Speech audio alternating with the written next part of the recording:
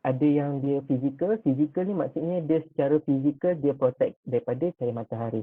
Maksudnya kalau kita cuci, kalau dia kena air, dia wash off, dia tak lindungi daripada cahaya matahari. Dia ada satu lagi type which is chemical. Chemical ni dia akan meresap masuk ke dalam kulit dan dia actively lindungi pada cahaya matahari. Sama cara macam melanin. Melanin tadi tu dia serap radiation dan dia kurangkan. So sama juga macam this chemical sunscreen, dia serap that radiation dan dia akan kurangkan radiation yang kena pada kulit. So this is chemical, yang tadi tu physical. So UV filter yang physical dengan chemical ni, kalau dalam sunscreen, kalau dia lagi banyak, dia lagi bagus, lagi protect diri daripada sunscreen. So usually retail sunscreen dia tak banyak, sikit saja, 2 atau 3. Medical grade sunscreen yang dikhaskan untuk rawatan, biasa dijumpa di klinik dermatologi. Orang yang buat rawatan laser ke ataupun kulit dia bila buat rawatan dia tak boleh kena cahaya matahari. So dia kena pakai sunscreen yang macam tu. So this type of sunscreen, medical grade punya sunscreen ataupun kita panggil pharmaceutical punya sunscreen. Yang ni dia ada 5 to 6 UV filter dan dia lebih berkesan dalam melindungi kulit daripada cahaya matahari. Alright. And then you have to reapply. So reapply tu maksudnya you ikut instruction dia. Kalau biasa Biore ataupun yang retail sunscreen tu biasa you tengok belakang dekat bawah ingredient tu dia ada tulis instruction dia. Okay, apply generously. Generously tu dermatologist akan sarankan you pakai 1 sudu besar ataupun you pakai 2 jari penuh. So yang tu is how much sunscreen you have to use for your whole face. And then you have to reapply every 3 hours. Kenapa every 3 hours? Sebab apa? Sebab after 3 hours tu yang UV filter tadi tu dia dah habis efek dia dah. Maksudnya dia dah habis digunakan untuk kurangkan radiation. So kalau you tak reapply after that, that radiation will go straight away to your skin. Sebab tu ada orang kalau dia pergi pantai dia pakai sekali saja sunscreen, dia balik memang kulit dia akan burn, jadi hitam macam tu. So this kind of things you have to reapply. Alright? Ada orang menanya. Okay. Know your skin. Know your skin tu macam saya cakap tadi lah, Fitzpatrick skin type. Fitzpatrick skin type ni maksudnya, okay, you kena recognize, okay, diri you sendiri, kulit yang you ada tu, berapa lama you kena ada dalam cahaya matahari sebelum you burn. Contoh macam Alia, dia duduk bawah cahaya matahari, lepas 30 minit, dia akan burn. Ataupun lepas 30 minit, kulit dia jadi gelap. So, dia dah tahu dah, okay, kulit saya ni, dia punya limit adalah 30 minit. Sebab apa kena tahu benda ni? Sebabnya, yang you pergi beli sunscreen, SPF apa semua tu, dia ada beritahu SPF 30 ke SPF 50. So apa maksudnya SPF ni? So kata macam Alia tadi, dia 30 minit untuk kulit dia tu, dia perlukan 30 minit sebelum kulit dia tu kena cahaya matahari burn. So 30 minit adalah dia punya limit. So 30, kalau yang ni SPF 30, so 30 darab 30, so that is how long your skin is protected with sunscreen. Maksudnya kat sini 30 so 900 minit. 900 minit dia punya kulit tu is protected with the sunscreen. Tu as a general rule sajalah. For me and also most of the dermatologists, kita memang akan recommend the highest SPF you can go, which is SPF 50, 50. Dia tak boleh lebih daripada 50. Sebab apa? If you go higher than 50 tu, dia dah tak sesuai dengan kulit. Dia akan rasa berat.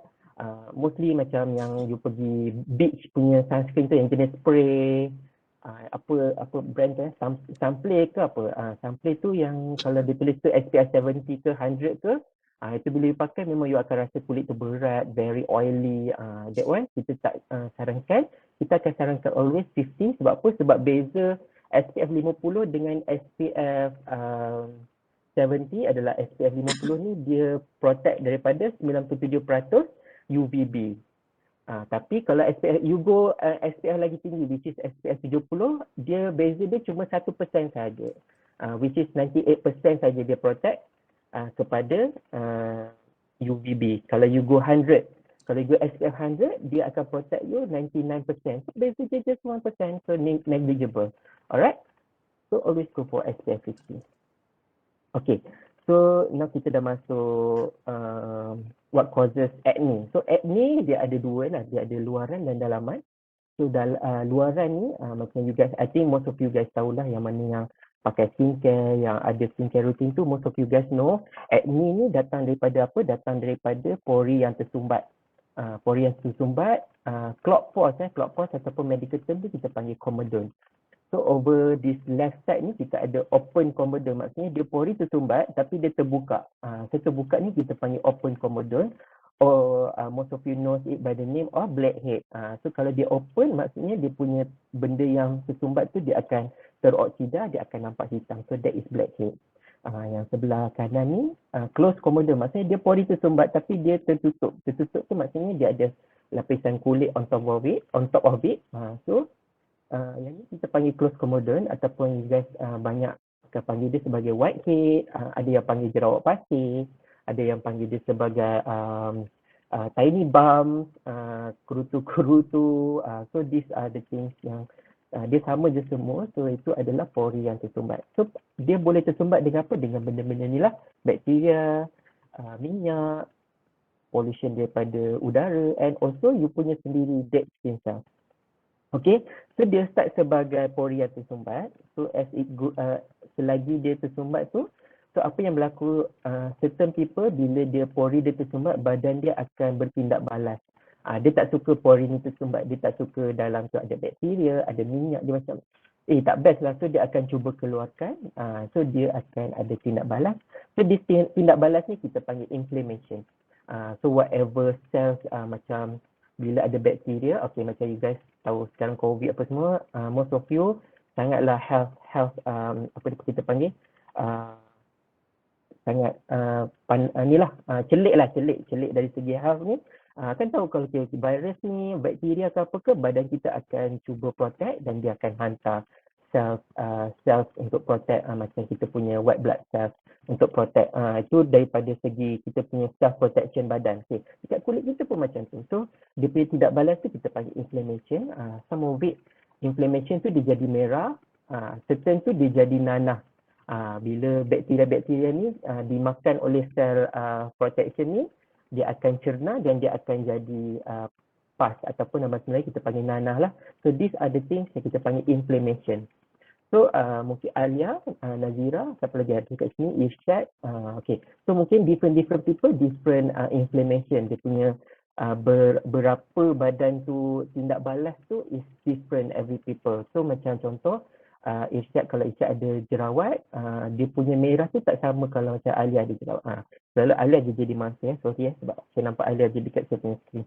Okay, so kat sini, what are the common triggers for acne breakout? Okay, internationally ada satu survey yang dijalankan melibatkan 64 orang dermatologist all over the world. So mereka bersetuju bahawa these are the things yang paling tinggi menyebabkan naik jerawat tu, ataupun apa yang trigger boleh keluarkan jerawat. Yang pertama is always hormone, yang kedua adalah stress, dan yang ketiga barulah pemakanan.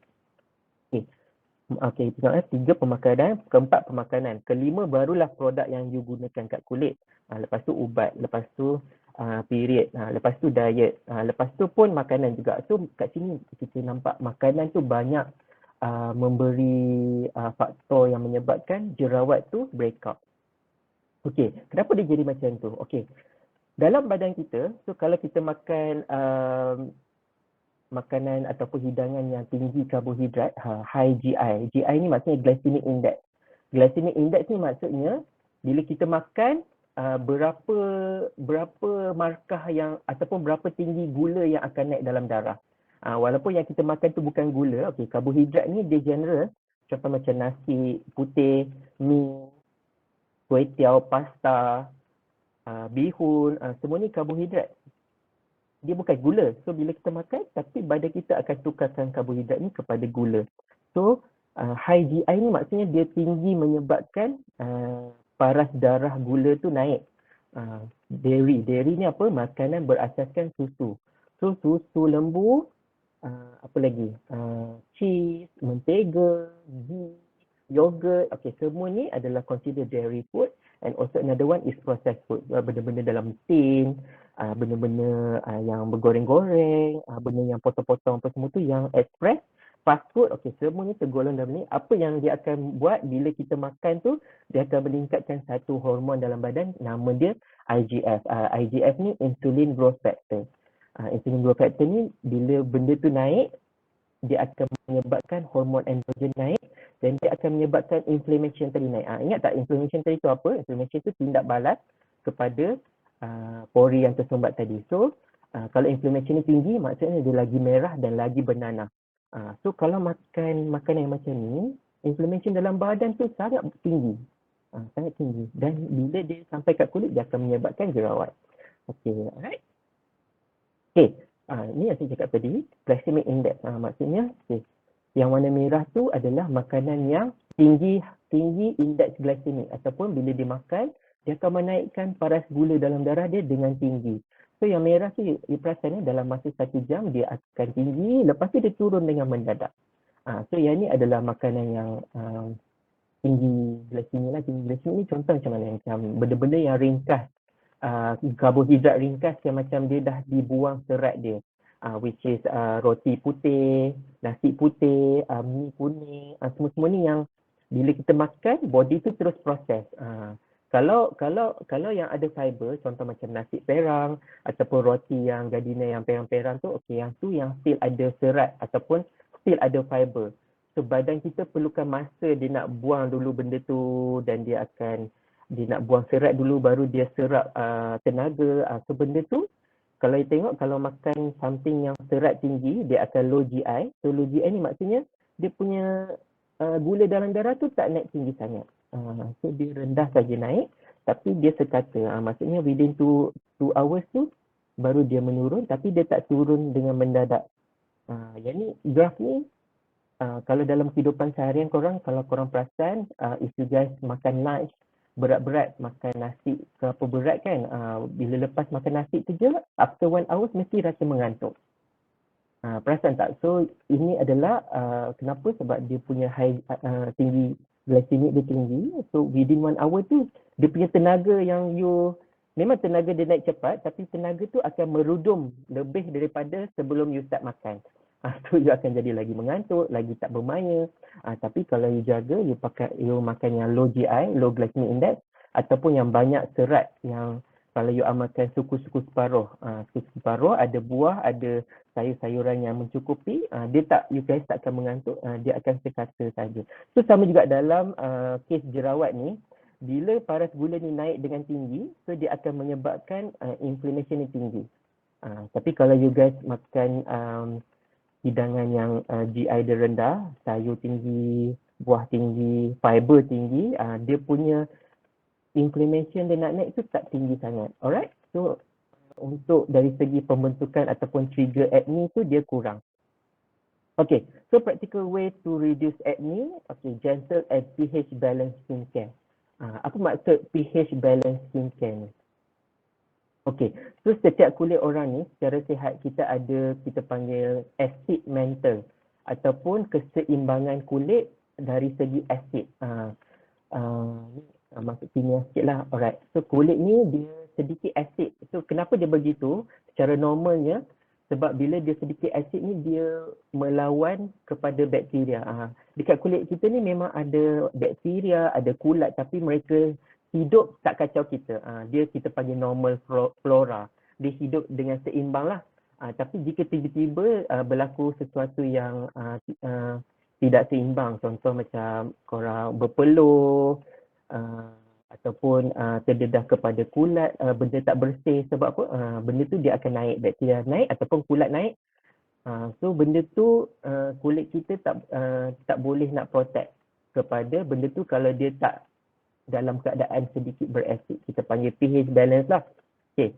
Kenapa kena pakai pH balance skincare? Sebab kalau korang pakai pencuci muka lah, sebagai contoh yang paling senang adalah cleanser, pencuci muka. Biasanya kalau yang banyak buih sangat ataupun dia macam sabun lah, pakai kat muka, dia sangat banyak buih. Okay. Bila pakai tu, apa dia akan buat? Dia ni, dia sedikit alkali. So bila pakai benda tu, dia akan kacau balance pH dekat kulit tu. So kulit dah hilang keupayaan dia untuk melindungi daripada bakteria ataupun kulat. So kena pakai pH balance skincare. Yang tu common saja, biasa korang just Google boleh tahu brand apa yang ada pH balance, yang tu memang boleh dapat lah. Alright, secondly exfoliation. So exfoliation kenapa? Okay. So pergi balik tadi adalah kenapa jerawat tu berlaku adalah disebabkan oleh pori yang tersumbat dengan salah satunya adalah dead skin cells ataupun sel kulit mati. Okay, exfoliation ni dia buat apa? Dia akan buang sel kulit mati yang ada dekat kulit. Okay, so kulit ni dia ada banyak lapisan. Ada kulit baru nak matang, kulit yang matang dan kulit mati. So kulit mati kat atas tu dia kacau sikit. Dia boleh menyebabkan pori tersumbat. So apa yang korang boleh buat sekarang ni adalah orang yang ada jerawat ataupun semua sajalah. Kalau ada kulit kusam ke, rasa kulit tu macam tak glow ke, tak bersih, you guys boleh incorporatekan exfoliation dalam skincare routine. Okay. Macam mana nak incorporatekan? Okay, tak apa. Lepas kelas hari ni, kalau korang bagi, saya akan bagi borang feedback. Kalau semua siapa yang isi borang feedback tu, semua akan dapat nota ringkas macam mana nak start exfoliation daripada saya. Saya tak boleh cover sebab that one is a big topik, tapi you guys boleh baca benda tu. Alright, tapi kena tinggalkan feedback untuk saya, okay? Iklan sekejap. Alright, next. Okay, next apa dah? Acne spot treatment. Acne spot ni treatment ni apa? Acne spot treatment ni adalah krim jerawat. Korang boleh beli dekat farmasi. Yang ni pun saya akan letak dalam nota tu. Tapi example apa yang saya boleh bagi adalah, I'm sure korang pernah pergi farmasi kalau ada jerawat, and then pembantu farmasi ataupun farmasi sendiri akan bagi satu krim. Either dia bagi krim bakteria ke macam T-DAC ataupun Topisil ataupun Oxy, benzoyl peroxide, semua ni adalah krim jerawat. So benda macam tu boleh guna sebagai spot treatment, bukan pakai satu muka. Bila ada jerawat, pakai sahaja dekat tempat tu. And then you guys boleh diet modification. Macam yang kita dah cover tadi, apa makanan yang menyebabkan naik jerawat tu? High GI carb, dairy and also processed food. So kurangkan benda ni. So bila kurangkan, okay, yang ni adalah kajian yang dilakukan di negara-negara berikut. So orang yang amalkan low GI diet, macam di Australia dia ada satu kajian tu menunjukkan 50% pengurangan dari segi dia punya jerawat dalam masa 12 minggu. Ini dalam lingkungan 15 hingga 25 tahun. So dia ambil sampel-sampel ni, so dia tengok okay, orang yang ambil low GI diet selama 12 minggu tu dia akan kurangkan dia punya jerawat. Yang kedua adalah di Amerika, kajian dia dalam 2,258 orang, 87% beritahu mereka dapat kurangkan jerawat dan juga mereka kurang memerlukan acne medication, sama ada yang krim ataupun yang makan. Okay, so banyak tu 87% and also 91%. So it's a good sign untuk memberitahu pada korang ubah cara pemakanan boleh mengurangkan jerawat dan boleh membantu stabilkan korang punya hormon. Okay. Ini yang saya bagi tahu tadilah. So lapisan-lapisan kulit mula daripada ni lapisan epidermis ni, maksudnya tadi ada epidermis, dermis yang dalam. So epidermis yang luar ni dia ada banyak lapisan. So ni adalah lapisan-lapisannya. Exfoliation tu kita bantu buang yang paling luar tu. Paling luar tu kulit mati tu dia tak ada function. Okay. Alright, so skincare routine. Ni adalah rutin yang berbeza-beza. So yang paling kiri ni adalah yang paling basic.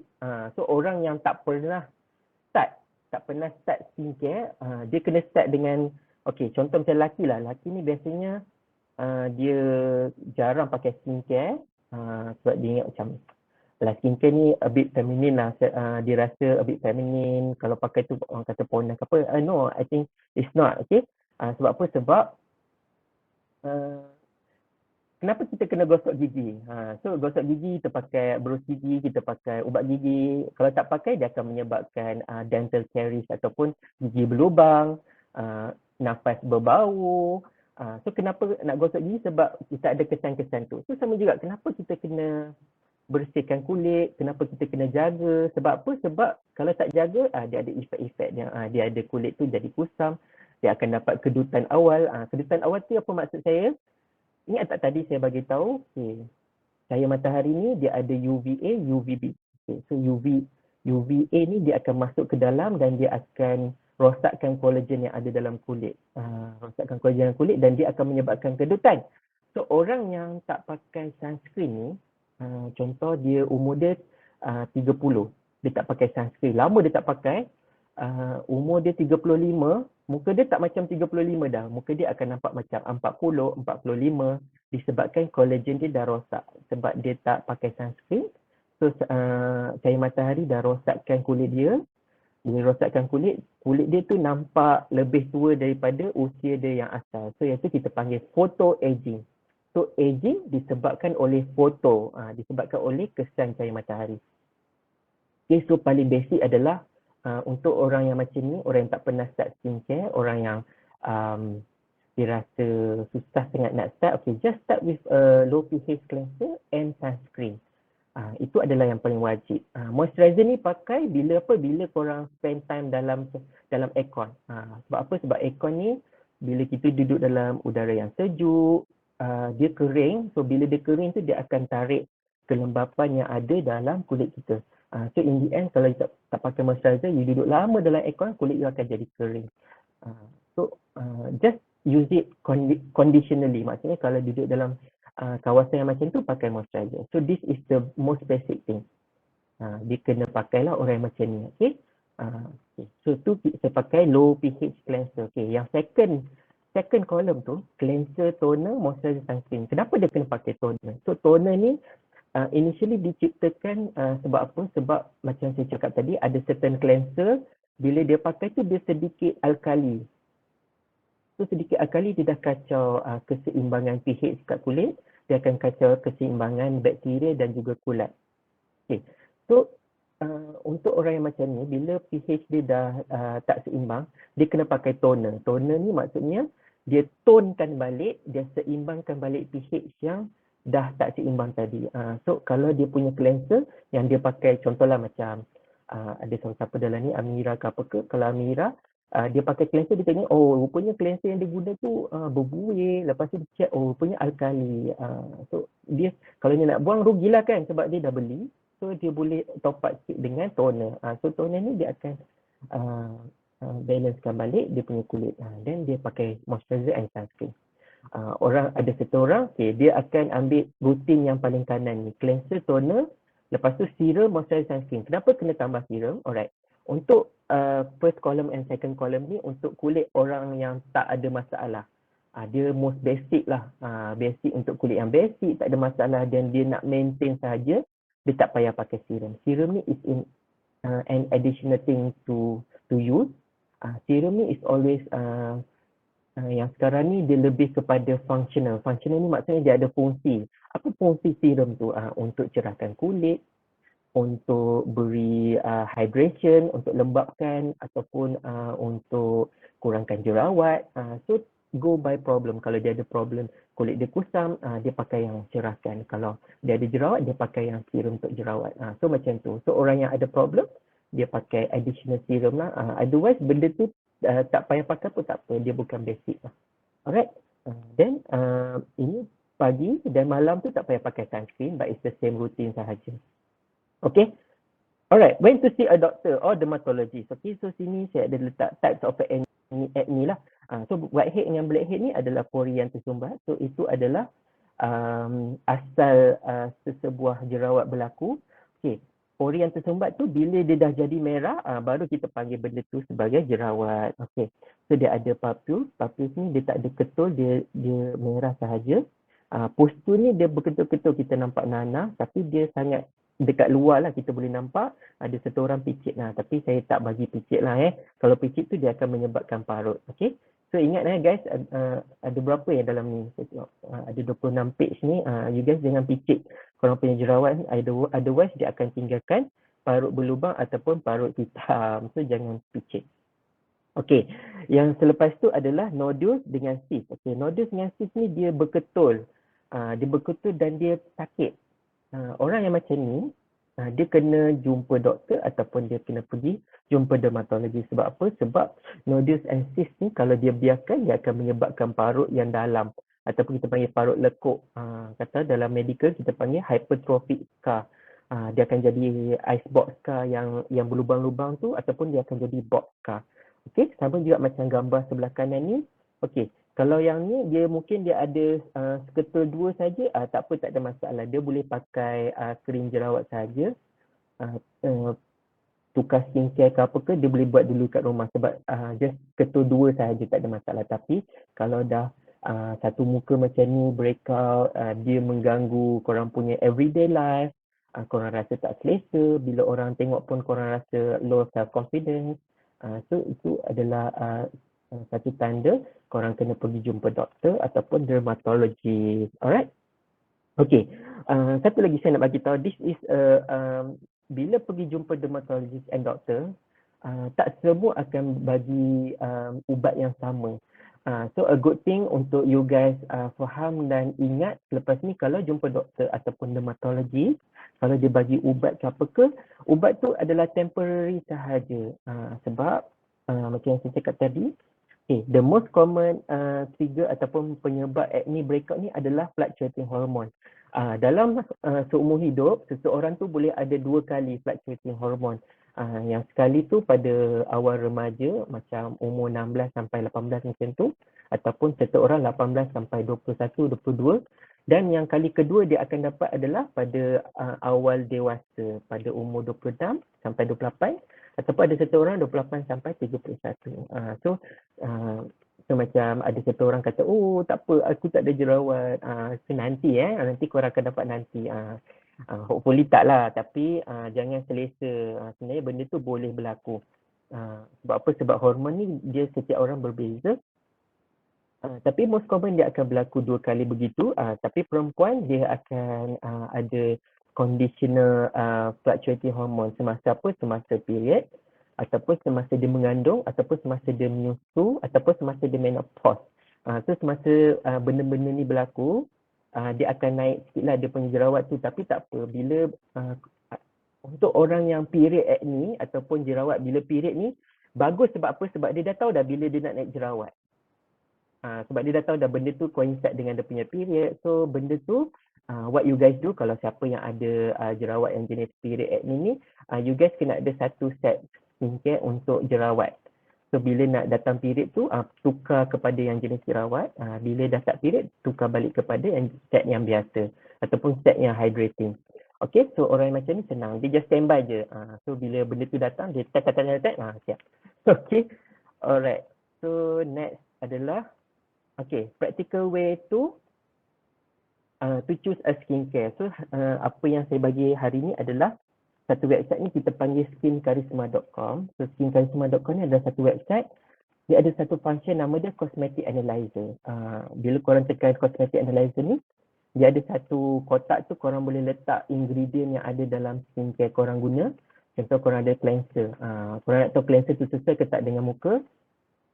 Type dia punya bahan-bahan dalam kotak-kotak tu. So dia akan bagi tahu, dia akan analyze, bahan ni sesuai ke tidak. Bahan ni ada problem ke, bahan ni tak sesuai dengan kulit berminyak ke, bahan ni menyebabkan fungal acne ke, bahan ni menyebabkan allergic reaction ke, dia akan bagi tahu. Tapi yang ni as a guide sahaja, ikut kulit masing-masing. So kata macam dia check, benda tu tak okey tapi dia pakai kat muka dia okey. So continue sahaja. Sebab apa? Sebab yang ni as a guide sahaja. Contoh dia pakai satu produk tu kulit dia tak okey. So dia boleh find out sendiri kenapa benda tu berlaku dengan cara ni lah. So this is one of the practical way how to choose skincare. Alright, sekarang dah pukul berapa? 9.40. Okay. So sekarang kita buka untuk question and answer. Saya akan bagi laluan question and answer dulu. Kejap lagi kalau kita ada masa lebih, saya akan tambah lagi berkaitan dengan exfoliation. Tadi saya cakap saya akan cover dalam ni kan, dalam nota kan. Okay. So kalau kita ada masa, kita akan cover. Alright, thank you so much Dr. Imran for your talk and sharing. Alright, ladies and gentlemen, now we come to the best part of this event, which is Q&A session. This session will last only 10:25 p.m. I repeat, the Q&A session will be open until 10:25 p.m. So if you have any question, you can ask Doctor directly after the Lymp Padlet session. And then I will start with the first question, which is I find it interesting. Alright, doctor. Are you okay, doctor? If I ask, I'm okay. Sure. Alright. You can continue. Alright. Okay. There's one question, interesting question from the link Padlet given. Good evening, doctor. I would like to ask whether it is advisable to wear foundation on top of the sunscreen when we go for any outdoor function. Will it affect our skin and cause any allergic reaction or produce more acne? Okay, I can go ahead and answer the question. Okay, so yang wajib adalah sunscreen. So sunscreen is the basic one that you have to wear. And then kalau you nak top up dengan benda lain tu kita panggil kosmetik macam foundation, powder, makeup, CC cream, BB cream, apa lagi. I think korang lebih tahu menahu pasal benda tu. Tapi yang wajib adalah sunscreen. You tak boleh kalau you guys pakai foundation tapi tak pakai sunscreen. Sebab ada certain you baca ada certain foundation tu ada SPF lah, makeup ada SPF lah. Sebab apa? Sebab SPF inside this cosmetic tu dia tak functional ataupun dia tak efficient dalam melindungi daripada cahaya matahari. Kalau you guys rajin boleh pergi kat YouTube, ada satu video tu you just tulis sunscreen ataupun sunblock makeup under UV light. So dia ada satu TV station tu dia buat macam interview. So setiap orang tu dia pakaikan different type of SPF, foundation, sunscreen. Lepas tu dia tengok effect dia under UV light. Dia akan nampak okay, kalau sunscreen effect dia macam mana, makeup nampak effect macam mana. Alright, so tak ada masalah, boleh pakai. In terms of UV, protection against UV, you kena pakai SPF, you kena pakai sunscreen, baru you pakai all those additional thing macam foundation ke apa. Boleh. Okay, dari segi ada effect ke tak dekat kulit. Okay. Apa saja yang korang tambah selepas sunscreen tu, ataupun sunscreen lah, sunscreen ke atas. Sunscreen ke atas tu maksudnya sunscreen then whatever you put after that. So sunscreen dan ke atas tu you kena remove sebab ada certain sunscreen dan kosmetik ni dia mengandungi bahan yang boleh menyumbatkan pori. Okay, so kejap. Kita panggil comedogenic ingredient. Comedogenic ingredient, ingat tak tadi saya bagi tahu clog pores ataupun pori yang tersumbat tu maksud dia pori yang tersumbat tu kita panggil comedone. So comedogenic ingredient ni adalah bahan-bahan yang menyebabkan pori tersumbat. So bila pakai benda-benda ni dia akan menyebabkan banyaklah whitehead, blackhead, dia akan menyebabkan naik jerawat. So untuk orang yang kena naik jerawat, dia kena avoid benda-benda yang menyebabkan pori tersumbat. So dia kena check balik. Okay, so nak buat macam mana? Kalau pakai benda-benda ni, makeup ke foundation ke, you have to remove. Maksudnya dari segi apa nak remove tu, you kena buat double cleansing. Maksudnya tadi kita cover apa? Kita cover cleanser. Tu cleanser biasa. Maksudnya cleanser biasa ni dia water based. Water based ni dia mencuci ataupun membersihkan kulit daripada kotoran-kotoran yang berasaskan air ataupun bila kita cuci dengan air tu dia akan terremove. Tapi untuk makeup ataupun foundation ke apa ke, bila kita pakai dia dah bercampur dengan minyak dekat kulit. So bila dia bercampur dengan minyak tu dia akan jadi oil based impurity ataupun kotoran-kotoran yang telah bercampur dengan minyak. So benda yang macam ni tak boleh dibuang dengan air sebab air dengan minyak tak bercampur. So dia kena remove dengan oil based cleanser ataupun kita kalau dekat Watson ke farmasi ke apa ke dia akan tulis tu oil cleanser ataupun makeup remover yang jenis oil lah macam biasa Biore, ada labu semua ada. Okay. So dia akan cuci dulu dengan oil based cleanser tu dia macam minyak. So cuci then baru rinse lepas tu cuci balik dengan cleanser biasa. So this is apa yang kita bagi tahu double cleansing. Okay. Yang kedua, kalau ada pori yang tersumbat tu maksudnya dia buat double cleansing mesti ada kotoran juga dekat dia punya pori. Masih ada pori tersumbat. So dia kena start buat exfoliation. Alright. Okay, next question. Alright, doktor. So, second question ni dia agak kelakar sikit tapi pada saya mungkin ramai orang boleh relate dengan question ni. Dia tanya, Dr. Imran, saya nak tanya, why bila pakai skincare kulit saya akan naik jerawat? Tapi bila tak jaga muka elok je. Okey. Okey, ni ada beberapa jawapan lah. Okey. So dia ada dua senario. Yang senario pertama ni dia pernah pakai produk-produk yang mengandungi racun. Racun macam mana? Racun merkuri, hydroquinone, tretinoin, benda macam ni. Macam mana korang nak tahu benda ni produk yang korang gunakan tu ada racun? Biasa dia akan janji benda yang cepat ataupun langit dan bumi dia janji. Maksudnya bila pakai ni dalam masa seminggu terus cantik ataupun terus okey. Maksudnya kalau kulit gelap tu pakai tu terus cerah dalam masa seminggu ataupun 2 minggu ataupun dalam berapa hari. Tu kalau boleh elakkan. Sebab apa? Macam yang saya cakap tadi. Sekejap saya go back to slide. So macam yang saya cakap tadi, kulit ni yang bahagian luar dia ada beberapa lapis.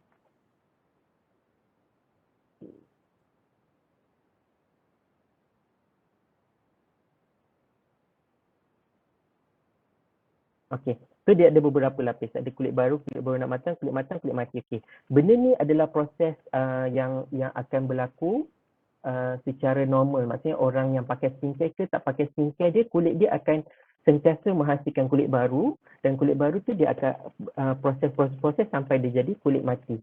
Dan benda ni proses ni dia akan ambil masa 28 sehingga 40 hari. So setiap orang tu mungkin berbeza lah. Tapi dia punya average adalah begitu. 28 to 40 days. Kulit dia akan hasilkan kulit baru. Okay. So maksudnya kulit tu memerlukan masa 28 hingga 40 hari nak buat kulit baru.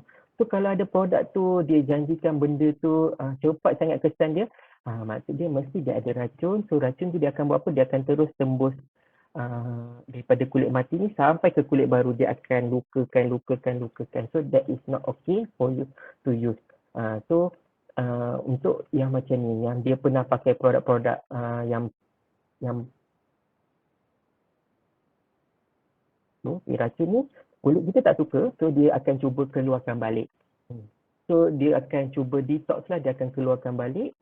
Bila kita pakai skincare, dulu kita pakai skincare yang tak okey. Lepas tu kita berhenti, kita pakai skincare yang okey. Tapi bila pakai skincare yang okey tu, keluar jerawat. Keluar jerawat tu bukannya disebabkan oleh skincare yang okey tu, tapi disebabkan oleh dulu dia pernah pakai yang tak okey tu, so benda tu start keluar balik. So kalau orang yang macam ni, dia pernah pakai yang jenis yang ada racun tu, I would suggest dia just continue je pakai skincare yang okey, yang gentle untuk hydration. Bagi masa benda tu keluar. Memang dia akan keluar, dia akan ada jerawat. What you can do is you can just kurang kawal pemakanan, and kalau ada jerawat tu just pakai krim jerawat saja. Benda tu takkan hilang sekejap, benda tu akan ambil masa. Sebab apa? Sebab benda macam merkuri tu dia bukan duduk dekat lapisan luar ni saja, dia akan pergi masuk ke tempat dermis tadi tu, dermis yang bahagian dalam tu. So bila nak keluar pun dia akan ambil masa. So itu senario yang pertama. Okay, senario yang kedua, ada seseorang bila dia tak pakai apa, okey, bila dia pakai benda tu naik jerawat. Okey. So jerawat naik selepas pakai skincare boleh jadi disebabkan oleh dua benda lah. Yang pertama adalah purging, yang kedua adalah breakout. Okey. So purging ataupun breakout, apa maksudnya? Okey. Purging ni dia maksudnya, kita tunjuk gambar pori yang tersumbat. Okey. Semua kulit memang ada kotoran kat dalam. Maksudnya dalam pori tu, sebab pori ni adalah benda yang terbuka. Dia rongga. Tak kisahlah orang tu muka flawless ke, tak flawless ke, pakai skincare ke, tak pakai skincare, mesti ada kotoran dalam kulit. So kotoran tu berada dalam mana? Dalam rongga-rongga ni ataupun dalam pori. Okay. So kerja certain skincare ni, apa dia akan buat? Dia akan percepatkan kulit tu buat kulit yang baru. Maksudnya dia cuba keluarkan kotoran-kotoran yang ada dalam kulit. So bila dia pakai, dia akan cuba keluarkan apa yang kotoran tu yang tersumbat tadi tu dia keluarkan. Itu kita panggil efek purging. So orang yang macam ni, kalau dia Okay, macam mana nak tahu produk dia tu produk yang menyebabkan purging? Dia adalah benda ni saya akan cover dalam nota nanti. So dia ada mengandungi bahan-bahan yang menyebabkan kulit tu menghasilkan kulit baru tu dengan cepat. Maksudnya yang saya cerita tadi tu, okey, yang ni secara normalnya 28 hingga 40 hari. Kalau pakai produk tu yang ada bahan yang boleh percepatkan kulit baru terhasil, dia akan cepat sikit, mungkin dalam 21 hari. Tapi taklah secepat yang pakai yang mercury apa semua tu. Tapi kalau secara normalnya, kalau pakai benda yang boleh percepatkan kulit baru terhasil, dia akan percepatkan sikit lah, macam dalam 21 hari, dalam masa 20 hari, 19 hari, 18 hari, kurang sikit sahaja. Okey, so bila banyak kulit, maksudnya bila kulit baru terhasil dengan cepat jugalah kotoran tu akan keluar. So ini adalah kita panggil efek purging. Dan purging ni akan berlaku dekat tempat yang pernah ada jerawat. Contohnya saya minggu lepas saya ada jerawat dekat dahi. Okay? Lepas tu tak ada. Lepas tu bulan depan saya pakai satu produk ni, dia ada AHA, BHA. So AHA, BHA ni adalah salah satu produk yang boleh menyebabkan kulit baru terhasil dengan cepat. So bila saya pakai, naik jerawat dekat dahi juga. So benda tu okey, tak ada masalah. Sebab apa? Sebab kena tahu tempat yang pernah ada jerawat tu, tempat tu memang kotor. So bila tempat tu kotor, tempat tu memang dia akan cuba keluarkan jerawat. Okay, beza dia dengan breakout adalah, breakout ni tempat tu tak pernah ada jerawat. Tapi tiba-tiba keluar jerawat kat situ. So itu beza antara purging dan breakout. Okay, purging ni bila pakai dalam masa 28 hingga 40 hari tu, benda tu akan settle. Maksudnya makin lama dia pakai, makin jerawat tu berkurang. Mula-mula dia naik, lepas tu dia akan kurang. So just continue pakai. Tapi kalau dia breakout, dia tunggulah sebulan, 2 bulan, benda tu kulit dia still akan jerawat juga. Tu kita panggil breakout. Maksudnya kulit dia memang tak sesuai dengan produk tu. Tu kita panggil breakout lah. Okay. Itu adalah jawapannya. Okay, so kalau orang tu dia pakai benda tu menyebabkan jerawat, so apa dia perlu buat? Dia kena tengok, okay, benda tu adalah purging ataupun breakout. Dia kena kenal pasti. So kalau benda tu breakout, dia kena tukar produk lain. Tapi kalau dia benda tu purging, dia boleh continue pakai selama 1 bulan. Kalau masih tak ada perubahan, then you can change lah. Tapi kalau dia ada perubahan, you can just continue. Okay, teruskan. Alright doktor, banyak sangat ilmu pengetahuan yang doktor share tentang jenis-jenis kulit. Kita sendiri pun tak pernah kisah pun ada kulit mati, kulit matang. Sebenarnya benda tu penting sebab bila muka kan everyday orang akan tengok muka kita dulu. Alright doktor, saya berbalik dekat Padlet Link. Ramai yang tanya pasal blackhead doktor. Ramai yang minta recommendation from doktor tentang produk blackhead yang sesuai. And ada any tips tak doktor or secret on how to handle blackhead? Okay. So first thing first, memang blackhead ni adalah common ramai orang, tapi jangan picit. Jangan picit blackhead tu keluar, kalau tak nanti dia akan jadi merah, lepas merah tu dia akan jadi hitam. So jangan picit.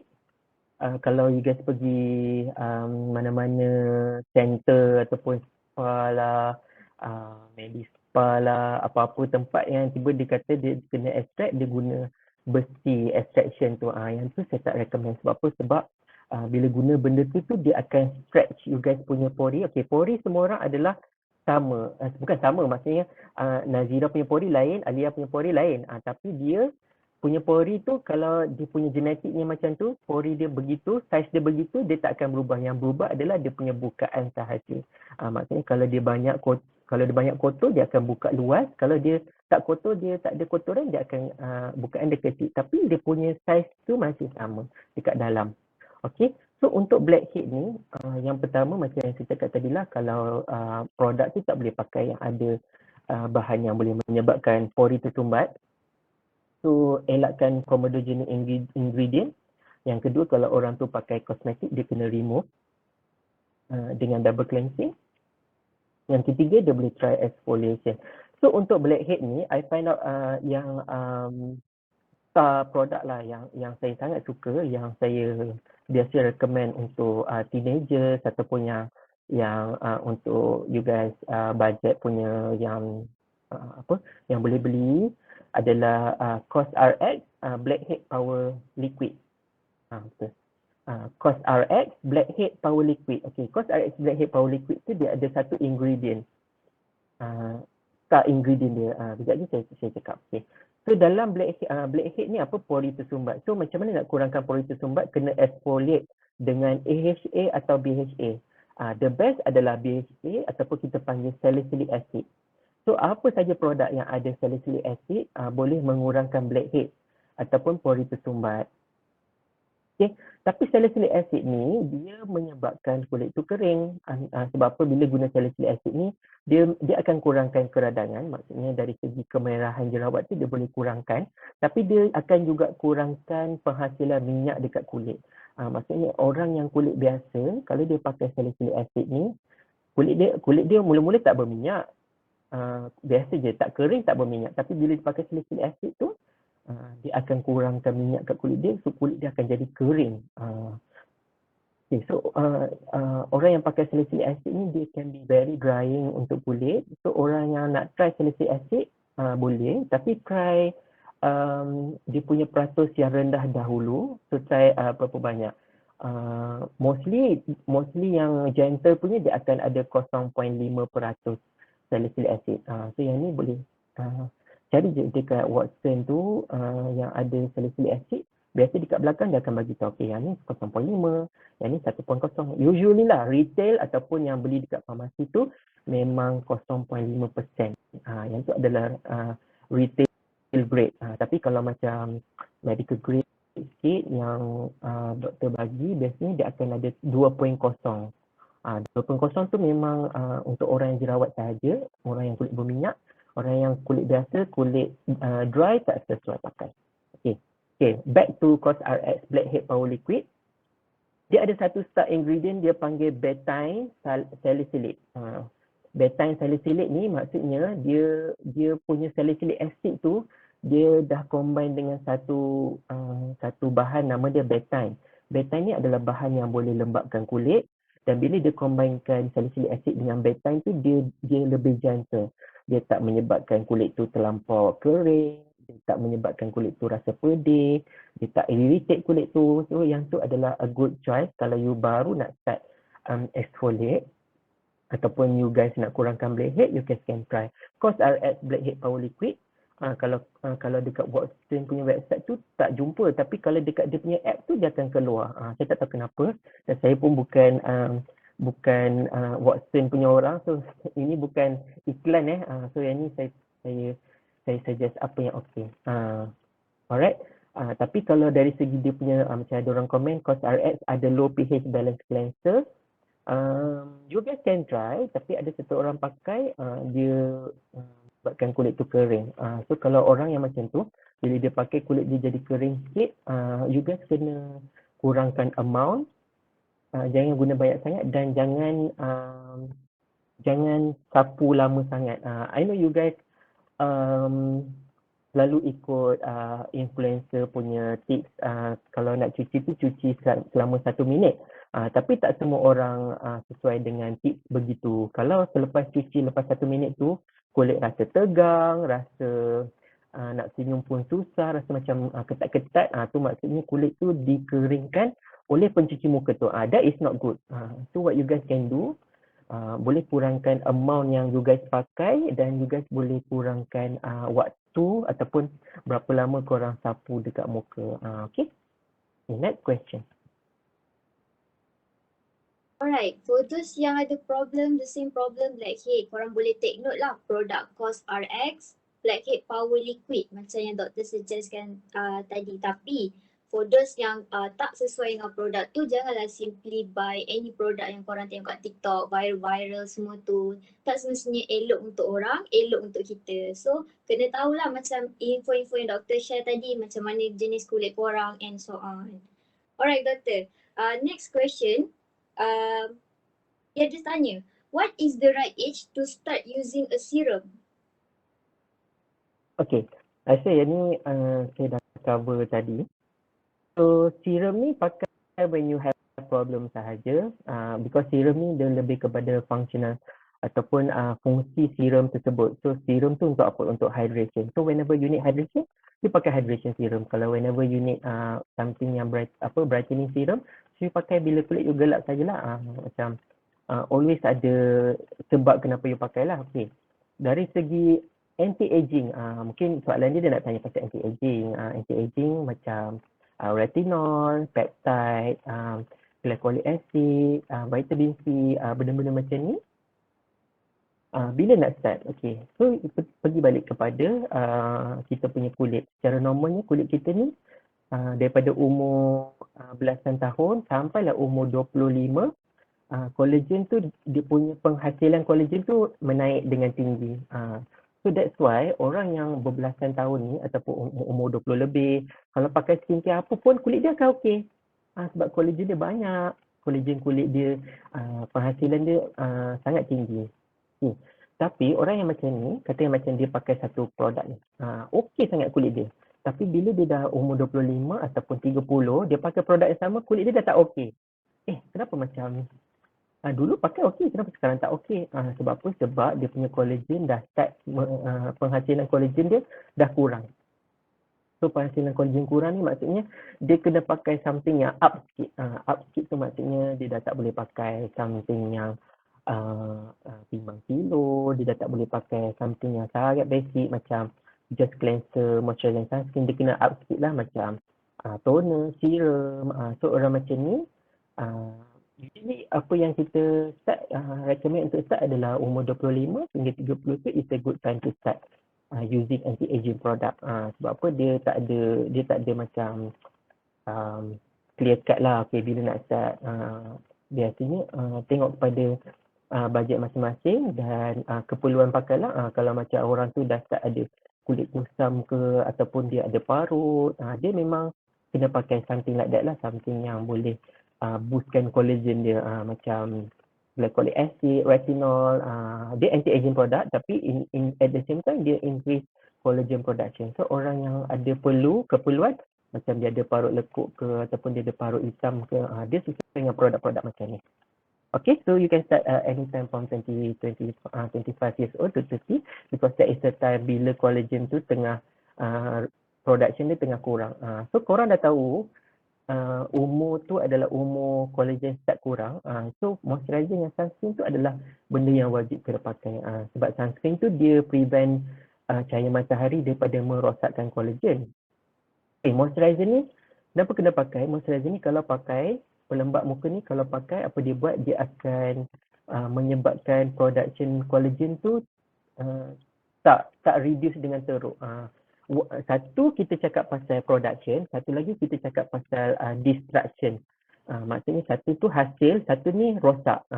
Rosak tu kalau kena cahaya matahari, dia akan kurang penghasilan kalau kulit tu kering ataupun tak cukup lembap. So dia kurang penghasilan.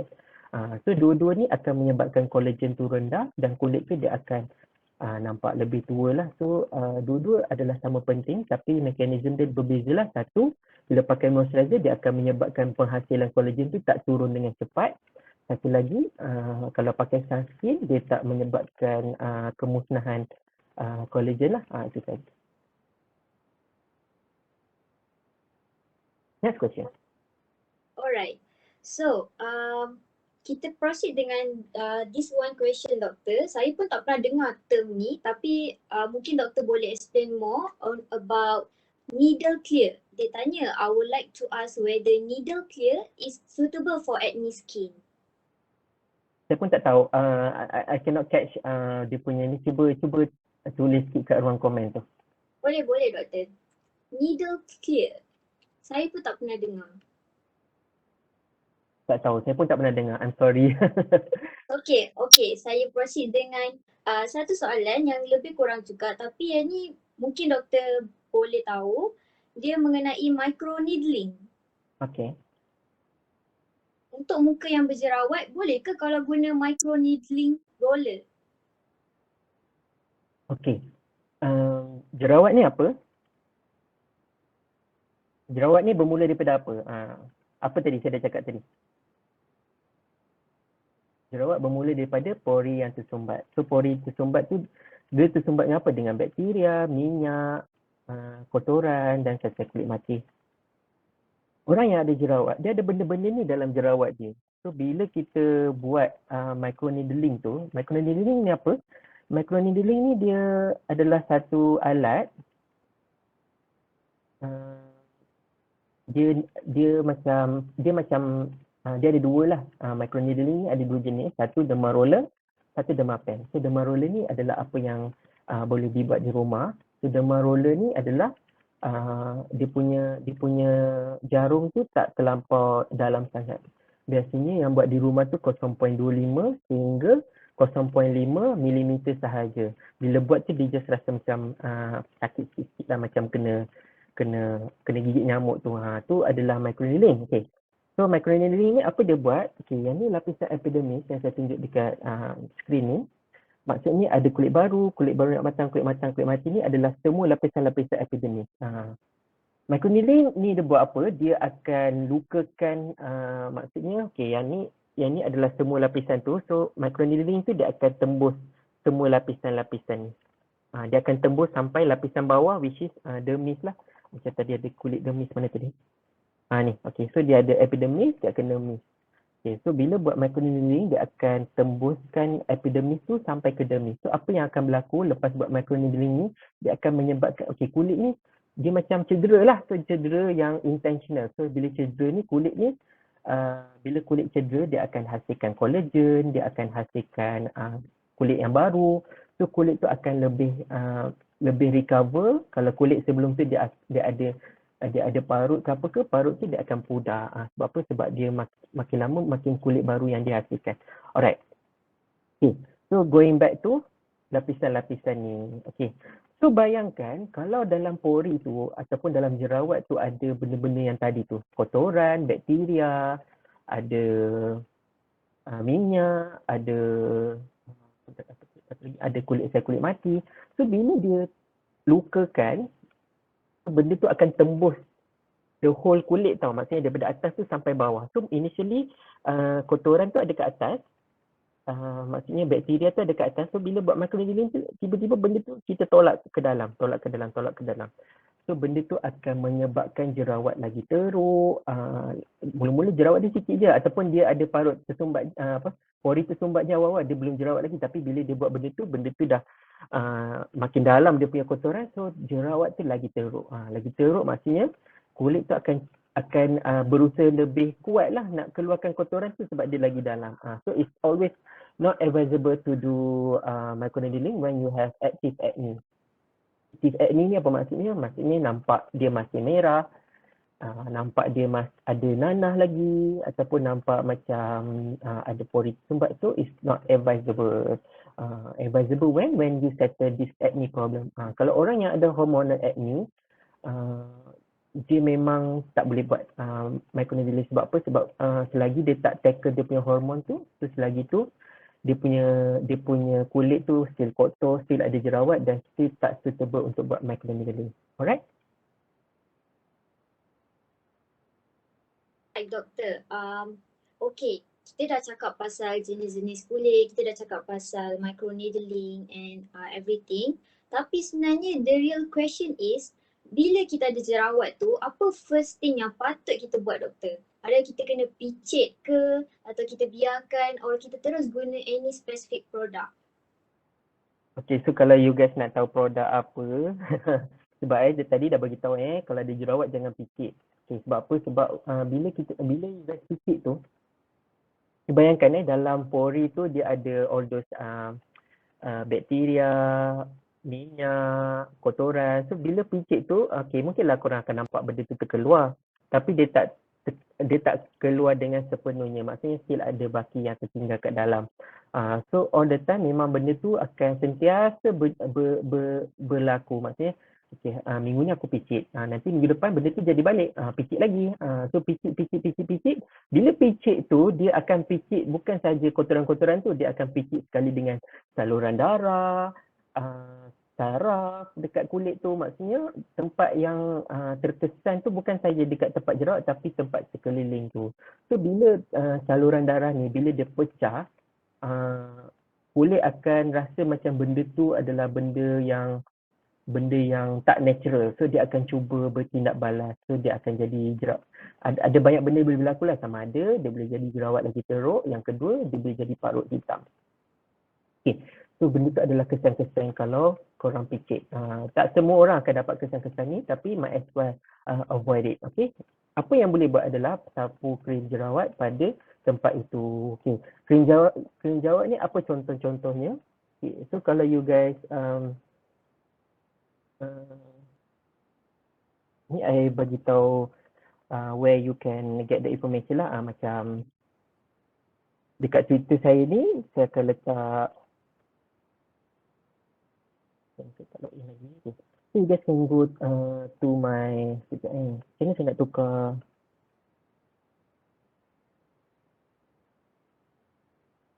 Okay.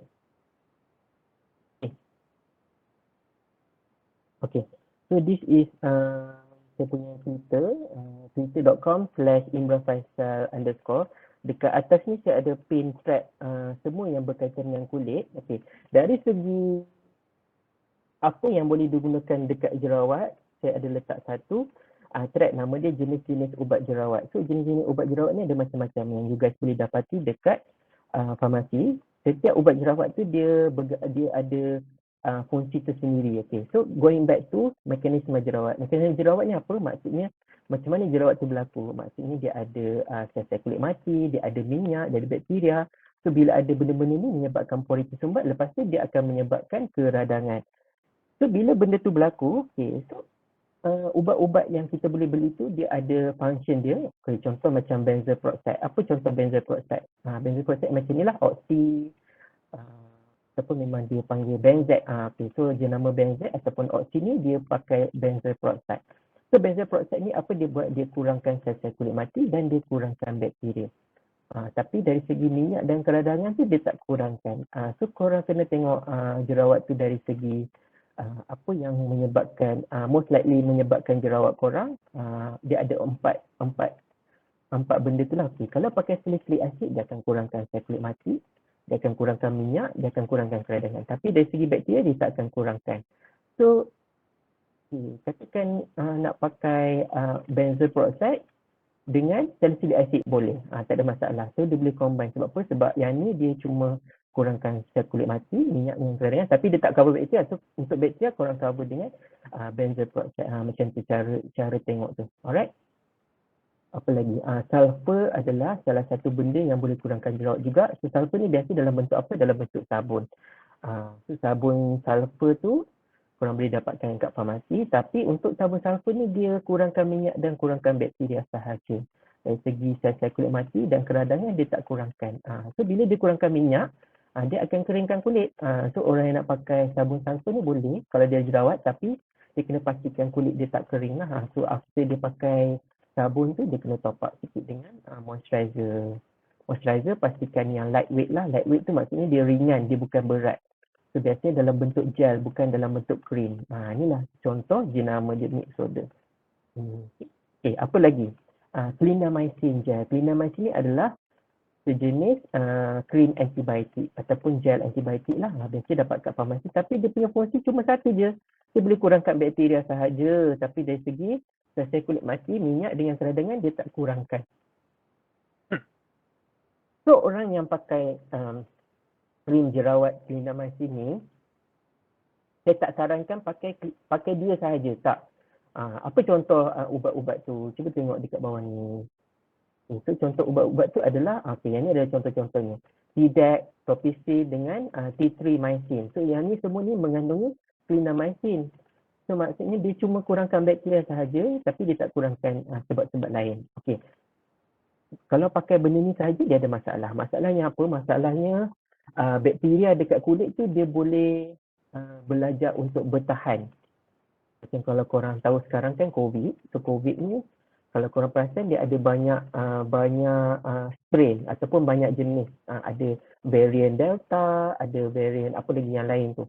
So varian Delta tu adalah hasil daripada mutasi virus tu. Maksudnya virus tu belajar untuk bertahan. So bila belajar untuk bertahan tu maksudnya dia tahu macam dia kena hidup dengan lebih lama, so dia try ubah sikit badan dia, so dia lebih bertahan dengan keadaan semasa. So tu jadinya varian Delta. Okay.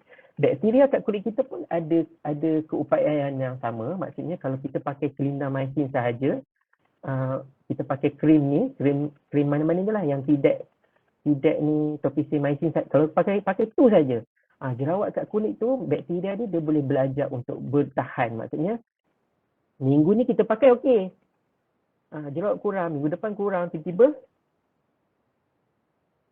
lepas kita berhenti pakai tu, bulan depan kita naik jerawat lagi, kita pakai krim yang sama, dia dah tak berkesan. Sebab apa? Sebab bakteria tu dah belajar untuk bertahan. Kita panggil antibiotic resistant. Bakteria tu telah resistant terhadap antibiotik ini. So saya tak recommendkan pakai benda ni sahaja. Kalau nak pakai, boleh pakai yang ini dengan benzoyl peroxide tadi yang paling atas. Okay, yang ni. Alright? Boleh pakai dua-dua ni sama, tak ada masalah. Okay? So it's always good, it's recommended untuk pakai bersama lah, jangan pakai satu-satu sahaja. Okay, apa lagi? Okay, stratina. Okay, stratina ni dia akan kurangkan sel dan dia akan kurangkan keradangan kat kulit. Tapi dari segi minyak dan bakteria, dia tak kurangkan. Stratina ni adalah ubat yang hanya doktor saja yang boleh bagi, korang tak boleh beli dekat farmasi. Kalau ada farmasi guys, korang boleh buat aduan. Sebenarnya benda tu perlukan preskripsi doktor. Ada paling dia akan kurangkan sel, kurangkan minyak, kurangkan keradangan. Tapi bakteria dia tak kurangkan. Okay? So dia tak ada satu benda tu boleh kurangkan semua benda, tak ada. Apa lagi? Tea tree oil. Tea tree oil kurangkan bakteria, keradangan, tapi sel kulit mati dengan minyak dia tak kurangkan. Okay, so itu adalah benda-benda yang korang boleh pakai dekat kulit bila berlakunya jerawat. Tapi it's always good tu, macam kalau orang yang memang jerawat satu muka, kalau pakai juga tak improve, dia kenalah pergi jumpa doktor. Okay? Okay. And continue. Apa tadi? Alright, korang. Mesti rugi kalau korang tak follow our event tonight. Korang tak tahu pun nanti macam mana tips-tips on how to handle acne, blackhead and all. So, yang mana yang dah tahu doktor punya Twitter tu, follow lah cepat. Nama doktor punya Twitter is Imran Faisal _ So, kita akan buka lagi satu last soalan doktor untuk kita punya participant yang nak tanyakan soalan direct dekat doktor. Only one person. So, siapa yang cepat, dia dapat. Alright, boleh tanya, open your mic and ask the first question. Seorang je tau.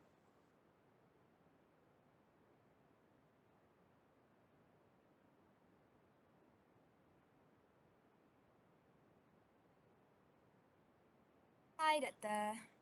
Hai. Siapa yang bercakap? Okay, Soalan. Syamsiati Radwan. Ya. Okay. Ada soalan regarding hormonal and usually like kalau hormonal acne ni better like stick with doktor ataupun pakai dengan apa produk pun dah cukup actually. Sebab I actually tak tahu whether I'm like having hormonal acne or not. Sebab pakai produk pun macam dah lama lah. But then tak ada apa-apa bahan.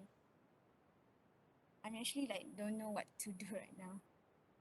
Thank you. Okay. Alright, so Syamsiati Radwan tanya, most likely dia ada hormonal acne, so adakah dia perlu berjumpa dengan doktor? Sebab dia dah pakai skincare lama tapi benda tu still tak resolve untuk dia lah. Okay. So untuk hormonal acne ni ada satu most of the time 90 to 95% orang yang ada hormonal acne dia lebih kepada bawah ni. Maksudnya dia punya acne dia lebih kepada dekat bahagian jawline. Sebab apa? Sebab untuk perempuan dekat bahagian jawline ni dia punya kelenjar minyak ataupun sel yang menghasilkan minyak tu adalah lebih tinggi dekat bahagian jawline. Lelaki pun sama. So untuk orang yang ada hormonal acne, dia punya jerawat tu lebih berlaku dekat mana? Dekat bahagian jawline. Ada seseorang dekat bahagian atas ni lah. Okay. Tapi dia bukan dekat sini. Sini ni lebih kepada mask acne. Tapi untuk orang yang ada hormon, mungkin dia punya hormon tu menyebabkan dia kulit dia berminyak tapi tak menyebabkan jerawat. Tapi bila kulit dia berminyak, dia pakai mask acne, dia pakai mask, dia dapat mask acne. So dia lebih kurang sama juga disebabkan oleh hormon. Okay, so untuk orang macam Syamsiati, kalau memang yakin bahawa apa yang Syamsiati ada sekarang adalah hormonal acne, then kalau benda tu menyebabkan ketidakselesaan ataupun benda tu jerawat tu jenis yang sakit, then ataupun satu lagi kriteria dia adalah jerawat tu dia tinggalkan parut. So kalau ada benda-benda ni, so it's always good to go see a doctor. Tak payah dermatologis pun tak apa. Biasanya kalau pergi kat klinik kesihatan yang besar yang ada pakar perubatan keluarga tu, mereka akan tengok kes jerawat juga. Dan mereka akan bagi ubat lah. Untuk orang macam hormonal acne ni, biasanya doktor akan bagi 2 ubat. Yang pertama adalah antibiotik. Antibiotik ni paling kurang kena makan selama 3 bulan. 3 bulan paling kurang. Kalau sekejap makan, sekejap tak makan, dia akan dapat kes macam saya cakap tadi, bacterial resistant. Maksudnya bakteria tu next time bila makan ubat antibiotik yang sama, dia dah tak ada effect. So dia ada risiko resistant. So kena pakai minimum 3 bulan untuk antibiotik tu. Okay, yang kedua, kalau antibiotik tak jalan, doktor akan bagi satu benda ni, nama dia isotretinoin ataupun brand name yang biasa korang dengar adalah Accutane. Okay. Accutane ni dekat Malaysia ni kena hati-hati sebab kalau di luar negara, Accutane ni memang dia terkenal dengan banyak side effect dia. Side effect yang paling teruk adalah depression, and ada yang untuk wanita especially dia boleh menyebabkan bila orang tu pregnant, dia punya baby tu ada kecacatan lah. So untuk di luar negara ni bila nak makan Accutane ataupun isotretinoin, dia punya proses tu panjang. Dia punya regulation ataupun undang-undang dekat sana tu sangat strict. Dia punya peraturan macam ni. Okay, orang tu bila dia ambil isotretinoin, dia kena jumpa doktor setiap bulan. Dia kena isi borang online. Lepas tu dekat borang online tu kena declare siapa doktor. Doktor pun kena approve benda tu. Lepas tu doktor pun kena certify yang dia akan tengok kes tu setiap bulan. Benda tu adalah proses dia sangat strict lah. Sebab apa? Sebab memang kenalah dengan ubat tu. Sebab ubat tu side effect dia banyak. So dia kena strict. Tapi dekat Malaysia ni dia tak strict. Regulation tak strict. So kalau ambil ubat isotretinoin ni kena berhati-hati. Lagipun walaupun dia sangat efektif, memang cepat dia kurangkan jerawat, tapi lepas berhenti, 1 dalam 3 orang yang makan isotretinoin ni, satu orang tu mesti akan dapat balik jerawat. Tu kita panggil relapse. Okay. Risiko relapse dia adalah 1 dalam 3 orang. Maksudnya setiap 1 orang dalam 3 orang yang ambil isotretinoin memang jerawat dia akan datang balik. Sebab apa? Sebab isotretinoin ni cuma dia efek dia luaran sahaja. Maksudnya dia kontrol penghasilan minyak kat kulit. Dia kontrol keradangan kat kulit. Maksudnya kulit tu tak merah sangat, kulit tu tak ada minyak sangat. So jerawat pun akan kurang. Tapi dari segi hormon, dari segi keradangan dalam badan, dia tak ada efek. Maksudnya kalau orang tu tak jaga makan, hormon dia masih akan tinggi. Kalau dia tak jaga makan, lepas dia berhenti makan ubat, dia akan datang balik benda tu. Sebab tu I always sarankan untuk orang yang macam hormon ini, okay, what you can do now, Syamsiati, adalah you can start first dengan low diet modification ni sementara you nak jumpa doktor. Maksudnya recommended untuk jumpa doktor juga kalau you ada tanda-tanda tadi macam ada scarring ke ataupun jerawat tu pedih ke sakit, okay, you memang kena jumpa doktor. Tapi sementara you nak pergi tu adalah you kena buat diet modification dulu. Kurangkan karbohidrat ringkas macam nasi putih, roti putih, mi kuning, bihun dengan kuih tiaw ataupun pasta. So benda tu kurangkan, ataupun kalau nak makan juga kena makan cara yang betul. Maksudnya suku-suku separuh. Okey, suku-suku separuh ni maksudnya satu genggam nasi,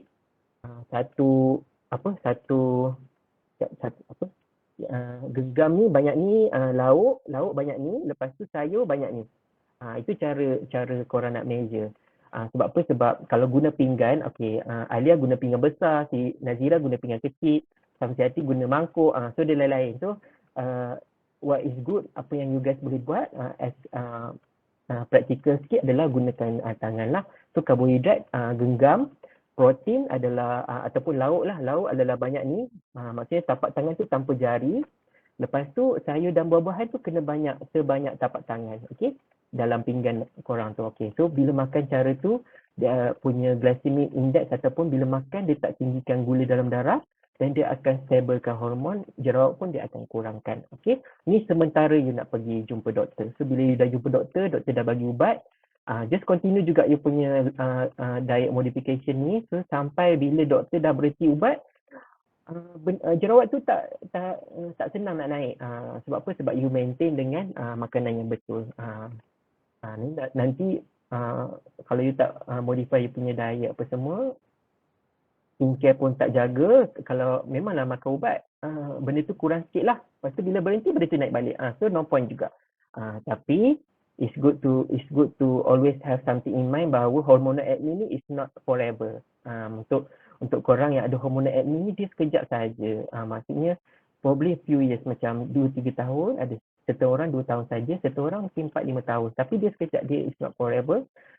So sementara hormon tengah naik, time itulah korang kena jaga dari segi pemakanan dan juga kena makan ubat.